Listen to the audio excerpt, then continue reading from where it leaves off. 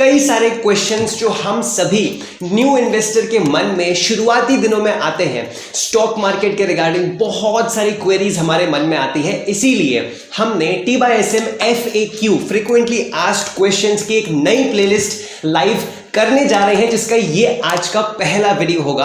आज के इस वीडियो में हम बात करेंगे कि क्या ये जो न्यूज़ हम देखते हैं स्टॉक मार्केट के बारे में कि सेंसेक्स आज इतना गिर गया, रिलायंस का स्टॉक इतना गिर गया, लोगों को 5 लाख करोड़ 10 लाख करोड़ का नुकसान हो गया और इतना ज़्यादा लोगों ने अपना पैसा गंवा दिया, क्या ये न्यूज़ सच में सही होती है? क्या लोगों को सच में लॉस होता है? क्या ये लोग सच में इतना सारा पैसा खो बैठते हैं? ये आज हम इस वीडियो में विस्तार में जानने वाले हैं।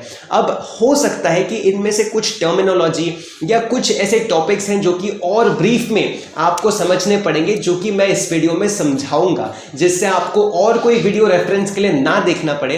हो सकता है ये वीडियो थोड़ा सा लंबा हो, लेकिन आपको इस कंसेप्ट के बारे में डिटेल में समझ आने वाला है कि ये जो न्यूज़ हम देखते हैं कि स्टॉक मार्केट क्रैश हुआ या करेक्शन हुआ और आज इतना ज़्यादा पैसा लोगों ने डुबा दिया, तो ये क्या सही होती है कि नहीं? और ये न्यूज़ जब नेक्स्ट टाइम अगली बार जब टीवी में आएगी तो आप अपने सभी जानकार मित्रों को, दोस्तों को और अपने पेरेंट्स को बता पाओगे कि एग्जैक्टली इसमें होता क्या है, ये न्यूज़ हमें क्या बताना चाहती है और लोग क्या समझ लेते हैं। नमस्कार, आप सभी को मेरा तहे दिल से नमस्कार। मैं शुभम बेस्ट स्वागत करता हूं आप सभी लोगों का इस YouTube चैनल में, जिसका नाम है TSM स्टॉक इन्फो। चलिए शुरू करते हैं। सबसे पहले कुछ टर्म्स जो मैं आपको समझाना चाहूंगा। सबसे पहली बात, हाँ, ये जो न्यूज़ है ये बिल्कुल सही है। अगर मार्केट गिरता है और न्यूज़ आती है कि हाँ 5 लाख करोड़ का नुकसान लोगों को हुआ, तो ये बिल्कुल सही बात है, लोगों को नुकसान होता है। अब ये नुकसान से कैसे बच सकते हैं और ये क्यों इन लोगों को नुकसान होता है, वो मैं आपको बताने वाला हूं। लोगों को अपनी खुद की गलतियों की वजह से नुकसान होता है। हर इंडस्ट्री में, हर किसी इंडस्ट्री में हमेशा ऐसे लोग जरूर होते हैं जो कि उस इंडस्ट्री का सही फायदा उठाने के बजाय गैम्बलिंग में या फिर नेगेटिव वे में उसमें पैसा इन्वेस्ट करते हैं या गलत तरीके से उस इंडस्ट्री में घुसने की और उससे ज्यादा मुनाफा कमाने की कोशिश करते हैं। अब मैं आपको समझाने वाला हूं कि ये जो लॉस होता है वो क्यों उन लोगों को होता है जो स्टॉक मार्केट को गैम्बलिंग के तौर पे समझते हैं और उसमें कोई भी ध्यान नहीं देते, सीधा आंख बंद करके ब्रोकर्स के कॉल्स को सुन के सीधा पैसा लगा देते हैं। उन लोगों को ये लॉस होता है। कैसे? अब समझिए, मैं कुछ टर्म्स आपको समझाने वाला हूं। सबसे पहले शुरुआत करते हैं मार्केट कैपिटलाइजेशन की। कोई भी कंपनी जो कि स्टॉक एक्सचेंज पे रजिस्टर्ड है, जो स्टॉक मार्केट में आपको दिखता है कि इस कंपनी का शेयर ऊपर नीचे हो रहा है, तो वो कंपनी एग्जैक्टली उसकी एक मार्केट कैपिटलाइजेशन होती है। यानी कि एक ऐसी कीमत, अगर आप उस कंपनी को पूरा खरीदना चाहो तो कितनी कीमत आपको देनी पड़ेगी कि आप उस कंपनी के पूरे हकदार बन जाओगे, उसे कहते हैं मार्केट कैपिटलाइजेशन। बहुत सिंपल सा है। अब मार्केट कैपिटलाइजेशन को कैसे निकाला जाता है, ये वैल्यू कैसे निकालते हैं? टोटल नंबर ऑफ शेयर यानी कि कंपनी का कितना हिस्सा हुआ है, कितने नंबर्स ऑफ शेयर्स में कंपनी को बांटा गया है, कितना बंटवारा हुआ है, वो नंबर ऑफ शेयर से रिप्रेजेंट होता है। Total number of share into multiplied by total value, जो अभी करंट मार्केट का शेयर प्राइस है, अभी मार्केट उसको कितना प्राइस दे रहा है, करंट मार्केट शेयर प्राइस कितना है। जब इन दोनों वैल्यूज को हम मल्टीप्लाई करते हैं तो हमारा मार्केट कैप निकल जाता है।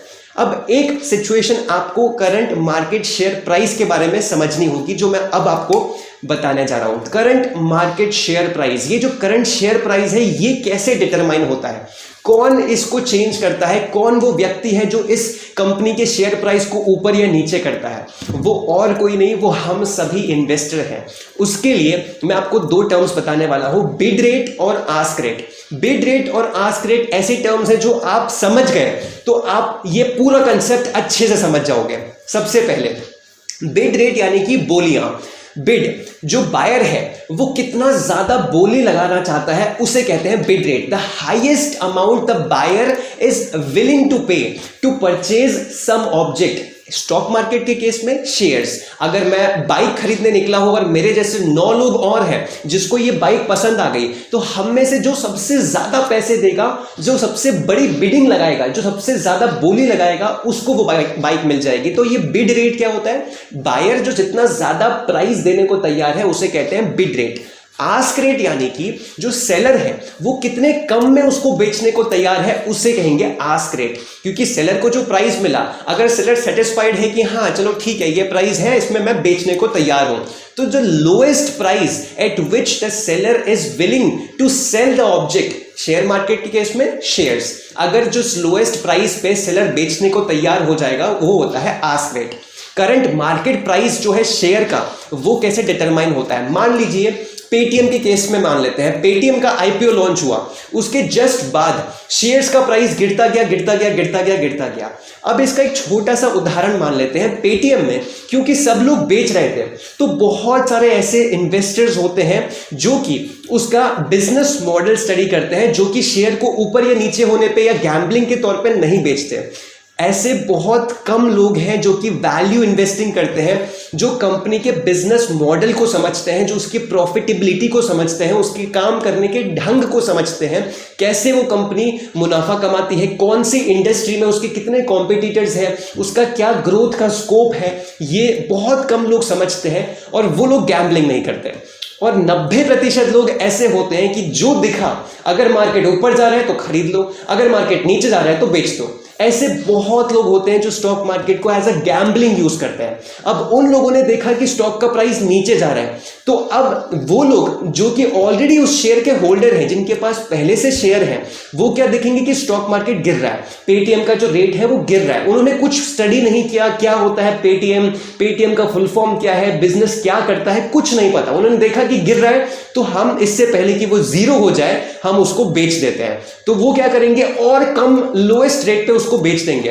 अब वो लोएस्ट रेट मतलब वो रेट गिराते रहेंगे, बायर परचेज करते रहेंगे, वो रेट वापस गिरेगा, बायर ने वापस परचेज किया, तो बायर जिस कम रेट पे परचेज करता है वो शेयर का करंट मार्केट प्राइस बन जाता है। अब ऐसे ही वो शेयर होल्डर्स जो है वो सेल करते रहते हैं, वो जो शेयर का प्राइस है वो गिरता रहता है। अब अगर मानिए कि कंपनी का जो प्रॉफिटेबिलिटी है, कुछ अच्छी न्यूज आई, देखा लोगों ने कि हाँ ये न्यूज अच्छी आ रही है और इसका शेयर प्राइस इंप्रूव होने वाला है, तो क्या किया लोगों ने उसको खरीदना शुरू किया। खरीदेंगे कब, जब सेलर जो है, जो उसके शेयर होल्डर है, वो उसको बेचेंगे, और वो कब बेचेंगे, जब उनको ज्यादा रेट मिलेगा। तो बायर क्या करता है और ज्यादा बड़ी बोली लगाता है, क्यों, क्योंकि उसको दिख रहा है कि ये कंपनी का आगे जाके फ्यूचर अच्छा होने वाला है, क्योंकि इसकी न्यूज अच्छी आई है। मान लीजिए एग्जांपल, अभी मोरपिन लैब, आज 9 दिसंबर की आपसे बात कर रहा हूं, मोरपिन लैब का जो शेयर प्राइस है वो अभी इंप्रूव होना शुरू हुआ। क्यों, क्योंकि यूएस एफडीए ने उनकी एक ड्रग को अप्रूव कर दिया है कि अब वो उसकी मैन्युफैक्चरिंग एंड डिस्ट्रीब्यूशन मार्केट में कर सकते हैं। जैसे ही लोगों ने देखा कि हाँ इसको यूएस एफडीए का अप्रूवल मिला, अब उन्होंने और ज्यादा बोली लगा के उसको खरीदना शुरू कर दिया। अब जितना ज्यादा बोली होगी तो जो करोड़ों शेयर होल्डर्स होंगे जिन्होंने कुछ ना कुछ शेयर्स को होल्ड करके रखा होगा, उनको दिखेगा कि हाँ इतना ज्यादा प्राइस की बोली लगी हुई है, तो वो बेचेंगे। जिस रेट पे वो बिकेगा, अब ये जो बायर ने परचेज किया है, जो उसका परचेज रेट है, वो शेयर का करंट मार्केट प्राइस बन जाएगा। इस तरीके से सप्लाई और डिमांड पे जो शेयर का प्राइस होता है वो ऊपर या फिर नीचे जाता है। अब जो मार्केट कैप का फॉर्मूला हमने समझा था, उसमें आप मानिए अगर टोटल नंबर ऑफ शेयर्स जो है वो कांस्टेंट है, अगर शेयर का प्राइस इंप्रूव होता है तो मार्केट कैप इंप्रूव, अगर शेयर प्राइस गिरता है तो मार्केट कैप गिरेगा, राइट। इन्वेस्टर्स दो प्रकार के होते हैं। पहला, जो समझते हैं कि कंपनी करती क्या है और वो फंडामेंटल एनालिसिस करते हैं, कंपनी का profit ratio, revenue growth, business model, सब कुछ समझने के बाद कोई अच्छी फंडामेंटली स्ट्रॉन्ग कंपनी जिसका बैलेंस शीट बहुत अच्छा है, जिसका फ्यूचर ग्रोथ है, जो बहुत अच्छा बिजनेस कर रही है, जिसका फ्यूचर में अच्छा बिजनेस हो सकता है, उसको परचेज करते हैं। दूसरे लोग जो कि 90% लोग होते हैं जो गैम्बलिंग करते हैं, जिन्हें कुछ नहीं पता, वो सीधा ब्रोकर को कॉल करेंगे या सीधा किसी और टेलीग्राम ग्रुप से या व्हाट्सएप ग्रुप से किसी की एडवाइस लेंगे और सीधा पैसा डाल देंगे। वो जब देखते हैं कि किसी कंपनी का नेगेटिव न्यूज आया, मान लीजिए अभी हाल ही में रिलायंस की अरामको के साथ, एक सऊदी अरेबिया की बहुत बड़ी पेट्रोलियम कंपनी है, उसके साथ उसकी डील नहीं हो पाई, कॉल ऑफ कर दिया, रिलायंस ने वो डील कैंसिल कर दी। तो वो न्यूज देखते ही उसी दिन रिलायंस का 3% स्टॉक का जो प्राइस था वो डाउन गया। अब ये डाउन क्यों गया, क्योंकि वो सभी गैम्बलर्स जिनको कुछ नहीं पता कि रिलायंस एग्जैक्टली करता क्या है, रिलायंस का बिजनेस मॉडल क्या है, और रिलायंस ऐसे ही नहीं गिरता है, रिलायंस का बिजनेस बहुत ह्यूज है, रिलायंस की ग्रोथ स्ट्रैटेजीज, रिलायंस का रेवेन्यू ग्रोथ, प्रॉफिट ग्रोथ, जिस हिसाब से वो बिजनेस करता है, तो ऐसे लोग जो कि खरीदना और बेचना लगा रहता है, जो ट्रेडर्स होते हैं, डे ट्रेडर्स, ना कि वैल्यू इन्वेस्टर्स। वैल्यू इन्वेस्टर्स को इन छोटी न्यूज से कुछ भी फर्क नहीं पड़ता। अगर उन्होंने शेयर्स लिए हुए हैं तो वो ऐसे में कोई छोटी मोटी न्यूज में बेचना या खरीदना नहीं करते हैं। लेकिन वो सभी गैम्बलर्स जिनको घबराहट हो जाती है एकदम से कि रिलायंस में ऐसी डील कैंसिल हुई, मतलब अब तो इसका शेयर प्राइस बहुत गिर जाएगा, तो उनको भरोसा नहीं होता कंपनी पे, और क्योंकि उनको पता ही नहीं कि कंपनी करती क्या है, वो अपना शेयर्स बेचना शुरू कर देते हैं।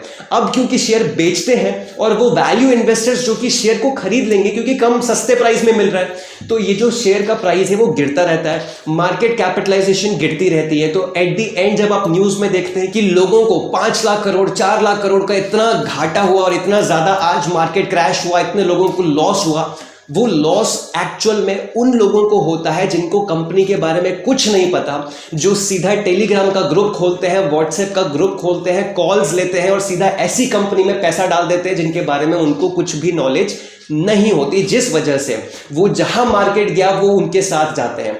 तो अगर उनको मार्केट कंपनी के बारे में पता होता है कि कंपनी फंडामेंटली स्ट्रांग है, कंपनी के रेशियोज अच्छे हैं, कंपनी का मैनेजमेंट बहुत पावरफुल है, और ऐसा हुआ भी। आप अगर 2 दिन बाद की न्यूज देखें तो रिलायंस का शेयर प्राइस 6% ऊपर गया, 3% डाउन गया था। न्यूज आई थी कि 4 लाख करोड़ से ज्यादा लोगों को नुकसान हुआ, 8 लाख करोड़ से ज्यादा का लोगों को नुकसान हुआ, और सिर्फ 2 ही दिन बाद रिलायंस का जो शेयर प्राइस है वो 6% ऊपर गया, डबल ऊपर गया।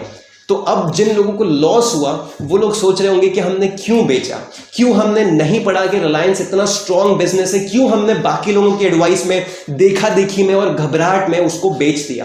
क्योंकि जो सेल करता है सिर्फ उसी का लॉस होता है, जो होल्ड करके रखता है उसे पता है कि कंपनी स्ट्रॉन्ग है, फंडामेंटली अच्छी है, तो आज गिरा है कोई बात नहीं, कल परसों 1 महीना 2 महीने में वापस उसको ऊपर आना ही है, क्योंकि कंपनी ग्रो करेगी, कंपनी की न्यू डील्स होगी, कंपनी इतना अच्छा रिन्यूएबल सोर्सेज की तरफ काम कर रही है, इतना बढ़िया बिजनेस कर रही है, तो आगे जाके ग्रोथ होनी है, ग्रोथ होगी तो उसका शेयर प्राइस इंप्रूव होगा।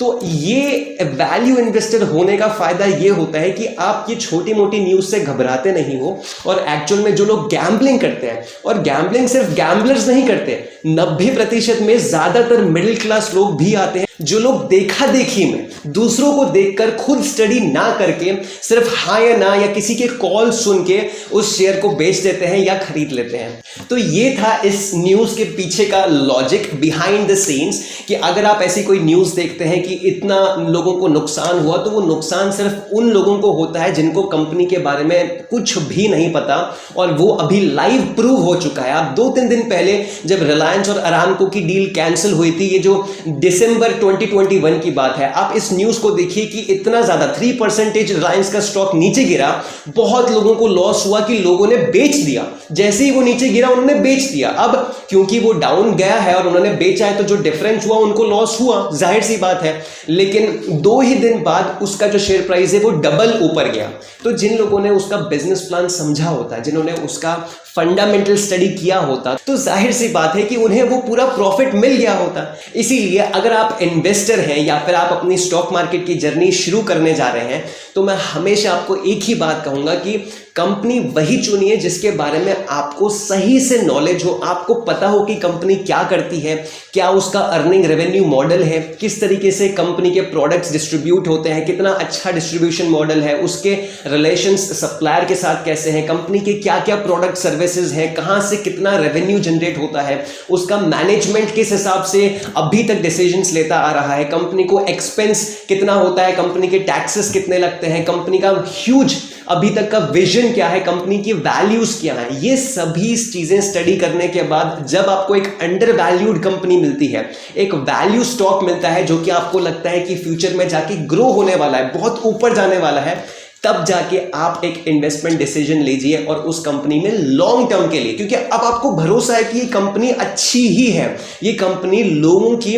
लाइफ में एक चेंज लाने वाली है, एक अच्छा बेहतरीन चेंज लाएगी, और फ्यूचर में जाकर जो वैल्यू आज मैंने इस कंपनी के लिए देखी है वो लोग 5 साल 6 साल बाद देखेंगे, तब जाके इसका स्टॉक प्राइस इंप्रूव होगा। और तब तक अगर आप होल्ड करते हो तो आपको इस पूरे होल्ड का अच्छा खासा रिस्क फॉर रिवॉर्ड मिलने वाला है। तो आप जब भी ऐसा कोई इन्वेस्टमेंट करने का सोचें तो जरूर से वैल्यू इन्वेस्टिंग कीजिएगा और फंडामेंटल एनालिसिस करने के बाद ही किसी कंपनी में अपना पैसा निवेश कीजिएगा। ऐसा नहीं कि जो 90% लोग सीधा ब्रोकर्स को कॉल करके या टेलीग्राम, फेसबुक, व्हाट्सएप के ग्रुप में देखकर अभी खरीद लीजिए, इतने पे बेच दीजिए, इतने पे खरीद लीजिए, वो चीजें हमेशा हो सकता है 10 दिन, 20 दिन, 1 महीना, 2 महीना आपको प्रॉफिट हो, लेकिन ऐसे पैसे का कोई काम नहीं जो आपने आज कमाया और कल लॉस करवा दिया। सिर्फ आपका कीमती मूल्यवान जो समय है वो ही बर्बाद होगा। इससे अच्छा है कि आप रोज का 10 से 15 मिनट अच्छे कंसेप्ट सीखिए, वैल्यू इन्वेस्टिंग के वीडियोस देखिए। हमने ऑलरेडी सभी वैल्यू इन्वेस्टिंग की जो प्लेलिस्ट है वो अपने चैनल पे लाइव कर दी है। फंडामेंटल एनालिसिस की प्लेलिस्ट हमारे चैनल पे लाइव कर दी है। बेसिक्स ऑफ स्टॉक मार्केट की प्लेलिस्ट हमने ऑलरेडी चैनल पे लाइव कर दी है। आप अच्छी तरह से वैल्यू इन्वेस्टिंग करना सीख सकते हैं। कैसे आप सही सेक्टर में सही कंपनी को चुने, कौन से वैल्यूएशंस, कौन से रेशियोज आपको चेक करने हैं, बैलेंस शीट कैसे पढ़नी है, पीएनएल स्टेटमेंट कैसे पढ़ना है, ये सभी चीजें हमने ऑलरेडी चैनल पे लाइव कर दी है। तो जरूर से जब भी आप इन्वेस्टिंग का सोचें एक सही दिशा और एक सही निर्देशक के साथ इन्वेस्टिंग करें। आशा करता हूं आपको FAQs, TYSM FAQ का फर्स्ट वीडियो बहुत ही अच्छा लगा होगा, आपको कंसेप्ट सही तरीके से क्लियर हो गया होगा। और अगर तो हाँ, तो जरूर इसको अपने सभी फ्रेंड्स के साथ, वो सभी लोग जो आपको लगता है कि ये नहीं जानते हैं और जो घबराते हैं स्टॉक मार्केट से, उनको ये शेयर कीजिएगा जिससे वो लोग भी इस कंसेप्ट के बारे में समझ सकें। आशा करता हूं आपका दिन बहुत अच्छा जाए, आप बहुत मेहनत कीजिए। नमस्कार।